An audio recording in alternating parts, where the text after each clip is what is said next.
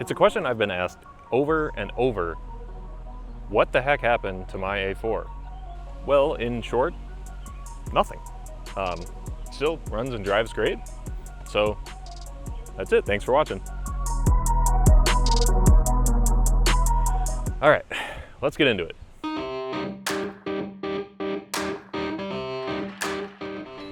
So this is my 2011 Audi A4, and I would say it's one of the things I'm sort of most well known for. Back in 2020, I started what was supposed to be a really quick 4-episode build series of upgrading the turbo and kind of reintroducing my channel as more than just a show coverage channel. Well, it very quickly became more than that. I ended up rebuilding the engine twice, went through multiple tuners, and eventually, after spending a whole lot of time and money, I was left with this. More than 2 years ago. I've had a few incremental videos about this car, but the real meat and potatoes happened back in 20 through 22. And it's been great, honestly. In fact, I've even put over 20,000 miles on this setup. Hard miles.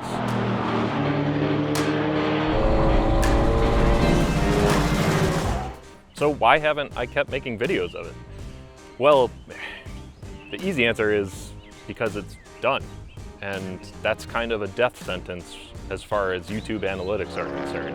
YouTube really only likes big changes, so new cars, new engines, bigger turbos, higher horsepower. So when you've done all of that, you basically have to do all of it again or do twice as much in order to keep a YouTube audience engaged. So that's why you might have seen a couple of different cars pop up on my channel over the last couple of years, because that did a lot better. Compare that to the last video I did on this car, not so great. But if you've watched my channel long enough, you've probably gathered I'm not out here exactly chasing views.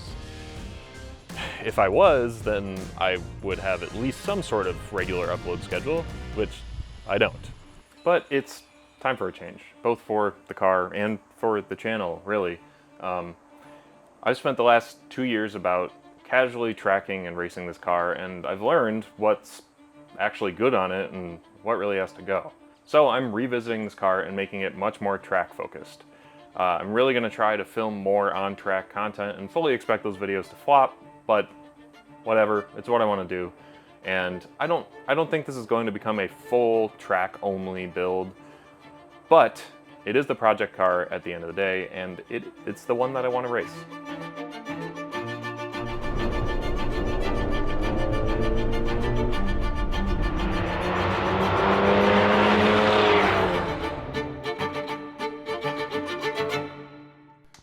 So it's time for some sacrifices. The first to go in this car is, surprisingly, the brakes.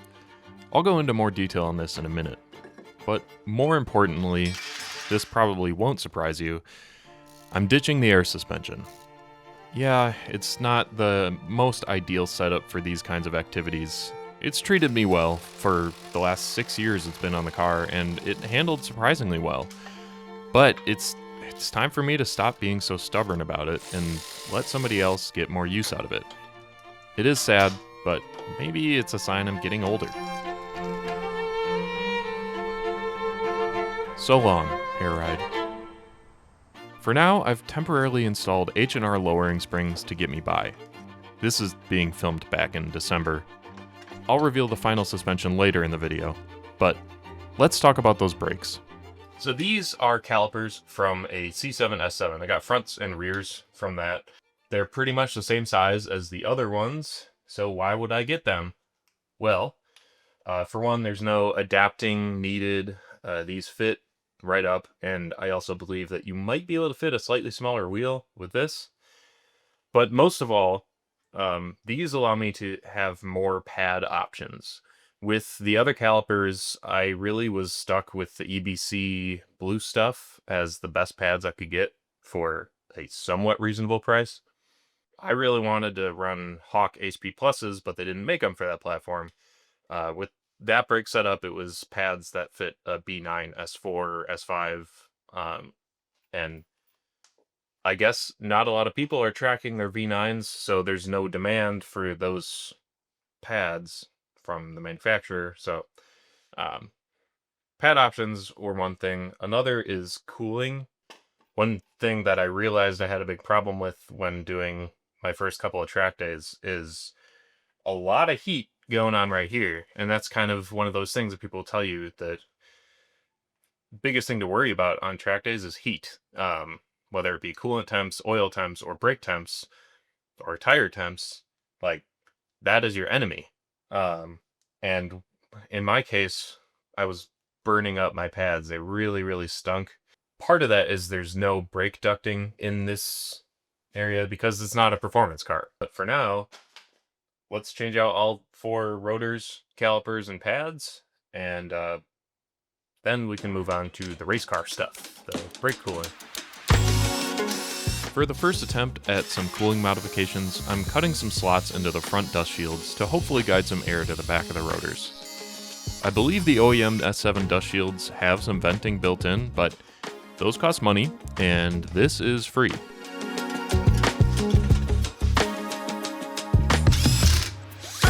It's not pretty, but it doesn't matter because as soon as I do this, it's gone.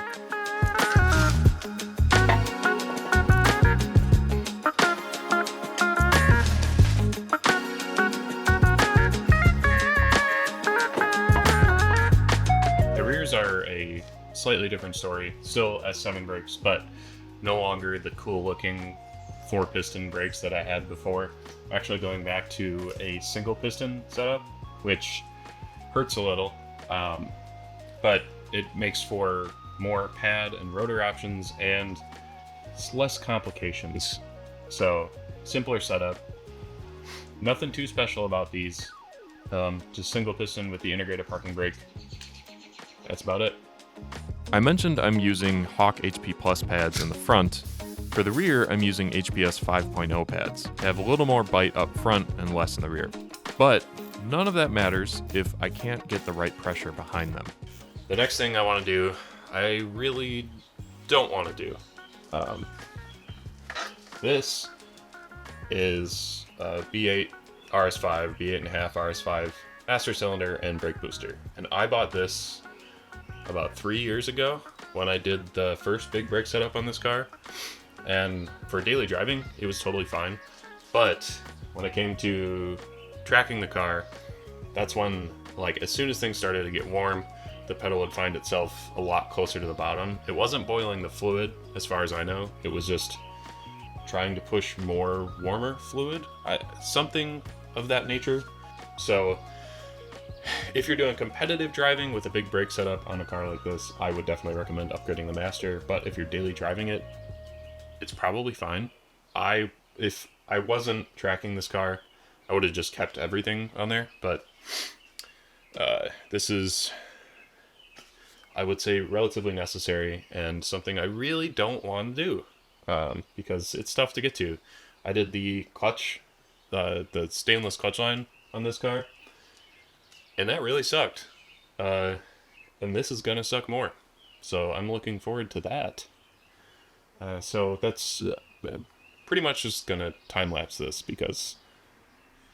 Ugh. Here we go.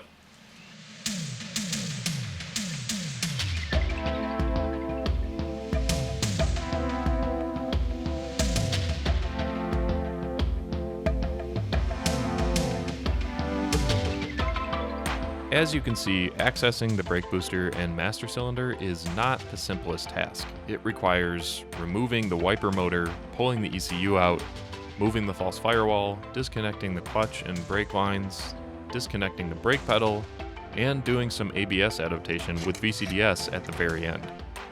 So, if you're considering this upgrade for your car, but you're a little iffy on doing this sort of install, I'd highly recommend paying a professional to do it. This is the kind of thing you do not want to get wrong.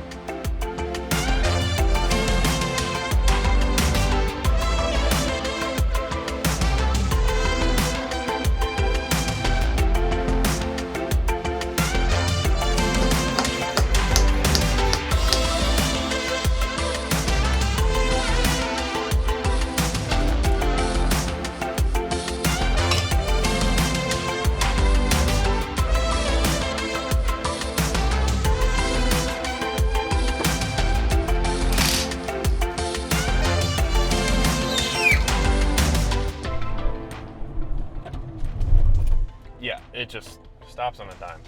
It is a very noticeable difference with the master cylinder change. I really didn't expect it to be that different because I've seen like people speculate that the RS5 is actually like the same size master as the A4 and S4, but from my short experience driving with these brakes,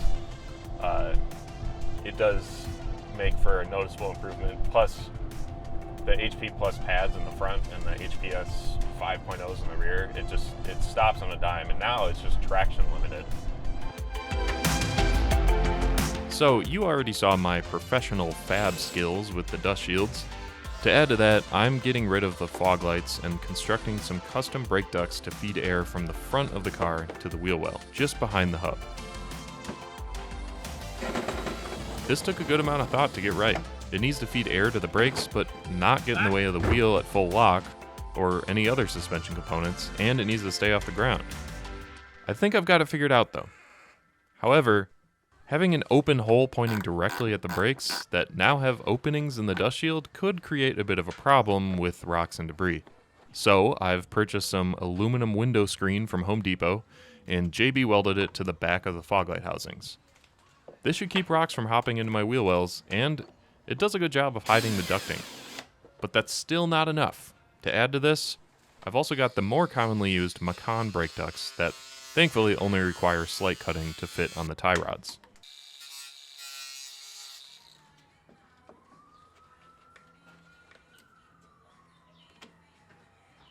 So those all combined with the slots I have in the dust shield should do a pretty good job.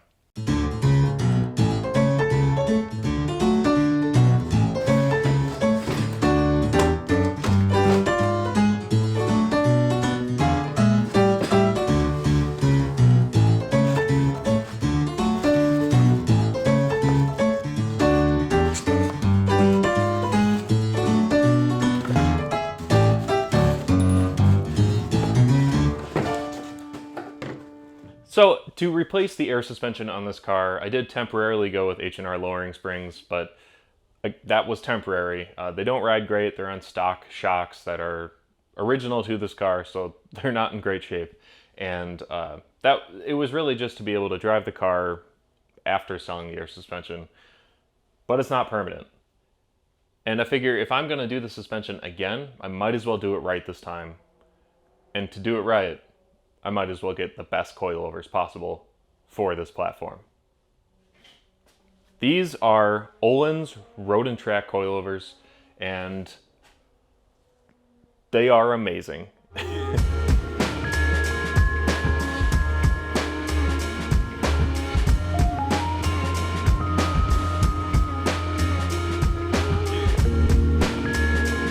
They are what many will call Swedish gold. They're just incredible. There is so much engineering and care behind this. A lot of science that I frankly don't understand and don't care that much to delve into, but I would recommend you look into it if you're a scientist. These are right up there with KWV3s, Bilstein PSS10s, and they're all kind of around the same price. You can tell with öhlins coilovers that they actually like put a lot of care and attention into each model, because I don't know if you've ever found yourself using like a mass-produced coilover that's across a bunch of different platforms, and it feels like they kind of copy-pasted up on a lot of cars, and things like damping adjustment aren't easy to find. But these have an adjustment knob down here, and they are inverted shocks. So the body is up here and the shaft is down here, which is very nicely covered up to keep from debris and everything else getting in there. These are coilovers that I believe do require a rebuild after a certain amount of miles, but when you get to the higher quality dampers like these, that's just kind of part of that life. And then on the fronts, you'll see there's an adjustment knob at the bottom here. So instead of having to go through the top to adjust it, there's a hole at the bottom of the knuckle that will allow you to get that adjustment. That's the kind of thing that's just really a nice detail to all this. I'm not sponsored by öhlins at all. I'm just really excited about this. I'd like to be sponsored by öhlins, But I did get these through the longest running sponsor of this channel, FunctionWorks. And if you want coilovers or any other suspension or wheels or tires or other aftermarket parts for your car, you can get them from functionworks.com. You're gonna get the best price possible and really fast shipping. I ordered these on a Friday and they showed up on a Monday. It's a no-brainer. And they've supported me for, I don't know, close to 10 years now. So help the people that help me, and yeah, visit functionworks.com, get yourself a set of coilovers, and you can be cool, just like me. I feel like I've shown enough suspension install content for the day, so I'll kind of breeze through this. It is a little weird to have a new set of coilovers after having multiple suspension setups, and the ride height is kind of the lowest priority with them. I really must be getting old. But they basically put me at the same height I had before, which is a nice plus. And after removing those old OEM shocks and lowering springs, yeah, no wonder it rode so badly. It feels quite good to take off the old, tired suspension components. This car was really starting to feel like the forgotten middle child for a while, so putting brand new Swedish gold on it is pretty dang refreshing. And after getting my ride height set, I really got to find out, how do they ride?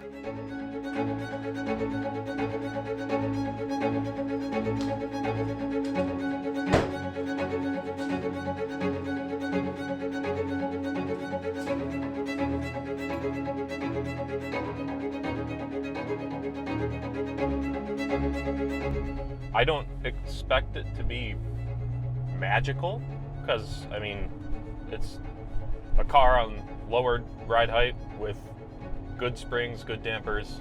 I have not touched the damping at all, so that's something that will definitely need to be adjusted, more so when I autocross or track this car.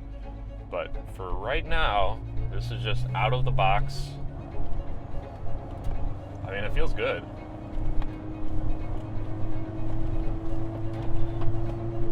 This feels 100 times better than those lowering springs did, and that's not too much of a knock to H&R. That's more so using the original shocks that have been sitting in my attic for 5 years, completely extended, so they were totally blown.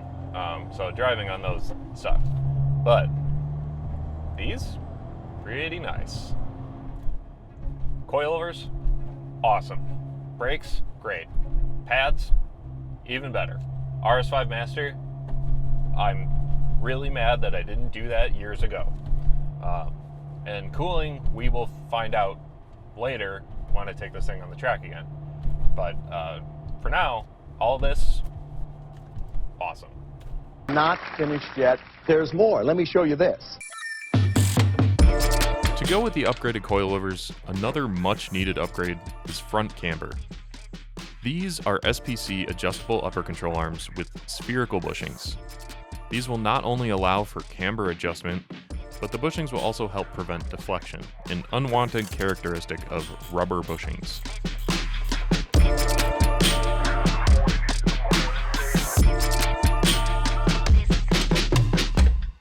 Those are on.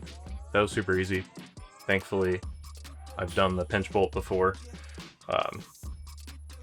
Now, this was all meant for track use, and the 20-inch BBSs that I was using aren't really good for track. They're too heavy, and they're like pizza cutters. They're 20 by 9s, and they're 20s, so it's not ideal for tire sizes, at least for something this narrow. So my plan was to use my rotors that I had on my Avant as my track wheels, but unfortunately, they don't fit around these big boy calipers. I figured that they were going to be similarly sized to my other big brakes, but these apparently are a little bigger, so I ended up having to get rid of those wheels. Never got footage of test fitting them, but it was the barrel that was too small. So I got some aftermarket wheels that are going to be my track wheels, and most likely my primary wheels for this car, so might get rid of the BBSs.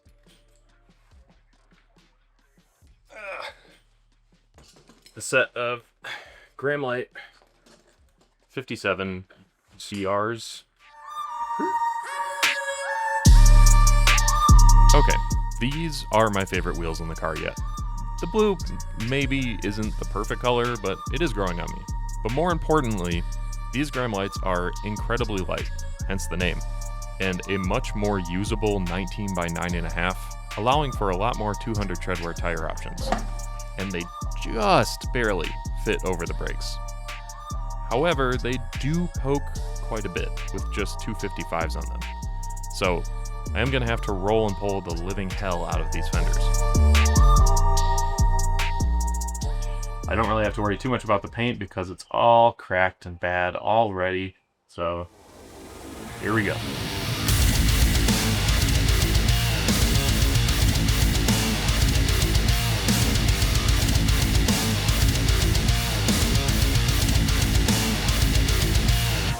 Now, before everybody freaks out, you may look at this and think, that is a lot of bacon Fender. And you're right. It's not great. It's better than I expected, but this will at least allow for me to fit these wheels and tires for the next track day or two. The tires aren't going to last very long, but this is temporary.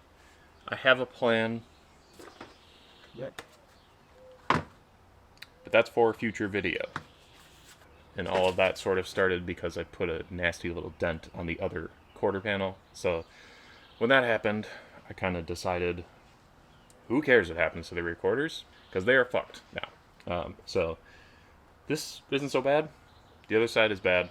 But this will get me by for the next track day or two. And then I will move on to what I just showed you.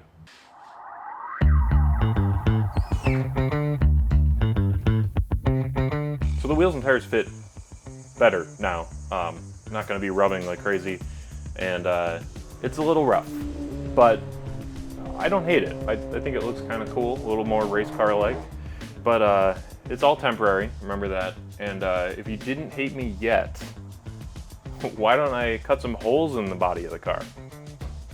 Let's make some hood vents.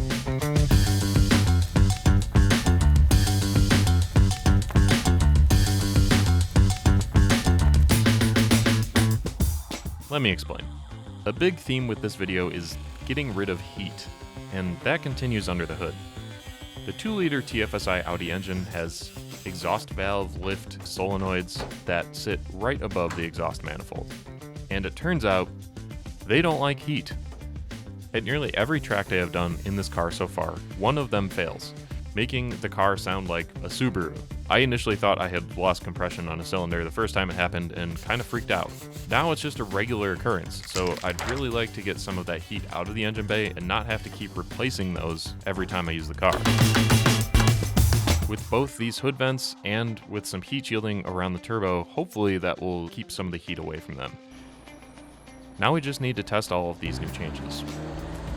And what better way to test all of these new things than at a track day? I'm at Gingerman Raceway today, testing out all the new parts I put on this car to sort of make it a better car. So we're really testing the handling over everything, as well as the braking.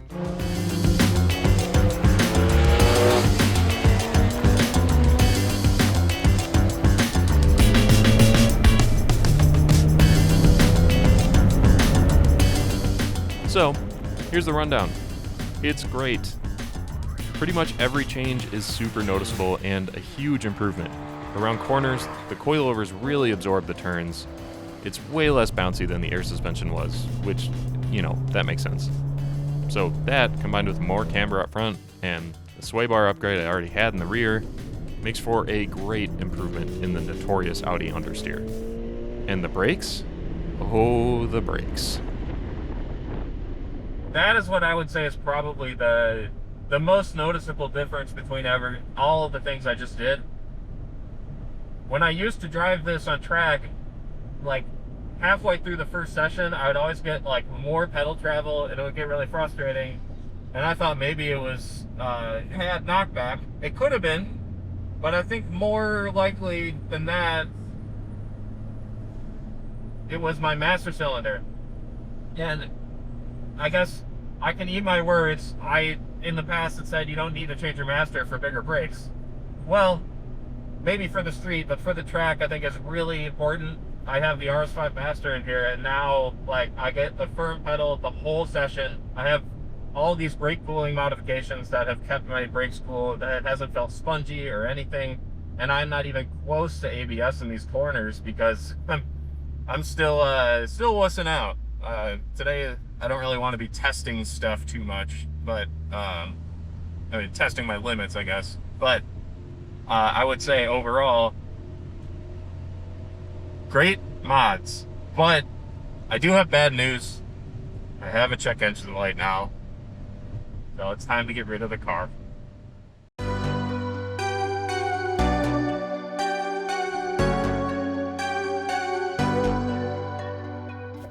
Okay, so we've established that it's better on track, just all around, which is not too much of a surprise, but how much more improved is it at an autocross?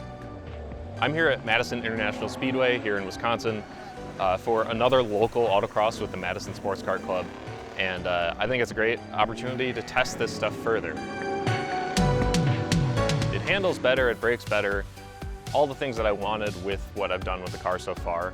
But in a situation like this, it's a lot more quick acceleration, quick braking, quick turning, so less smooth than you would find on a big track, and this is a great way to test that. I love autocrosses here, it's always really fun. It's not that competitive, so it's a great opportunity for me to test all this stuff out.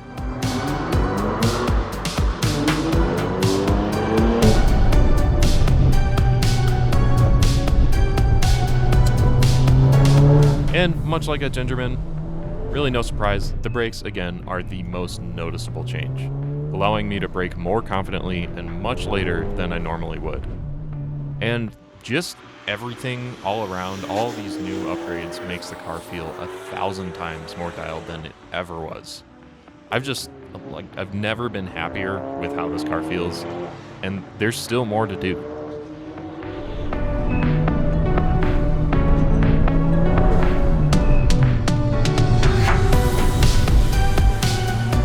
So with all the changes I've done to this thing, the brakes, the master cylinder, the suspension, I am really happy with where it's sitting now. It's not really a competitive car just yet, but it's a lot closer than it was, and it's really, really improved.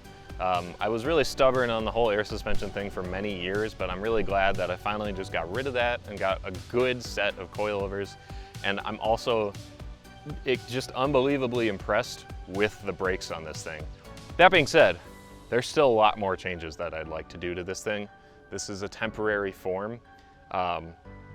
What's funny is this is the roughest this car has ever looked, but this is my favorite look the car has had so far. I've spent so much time trying to make this like a show car with air suspension and stuff, and then tried other cars to be my track cars. But then every time I get into this, I'd have way more fun, and then this is the one that I'd end up racing. So for 2 years, I autocrossed and tracked this thing on air suspension and like 20-inch really heavy BBS wheels. It looked great, but it didn't really perform that well. But now it's like a race car. And I really like it. I'm at a point where I just kind of don't care as much about my car being clean. It's a lot less stress, and it's just like, how does that not look cool? Thank you guys for watching. I apologize for the huge wait on all of the content with this car. Sometimes when you finish a project, there's nothing to do with it. But now I got a lot to do with it, and I'm really gonna try to do more on-camera track stuff. You guys probably aren't gonna like it. The views are gonna suck, but whatever. It's a really fun car, and I'm kind of like, it's reborn for me now. Thanks for watching.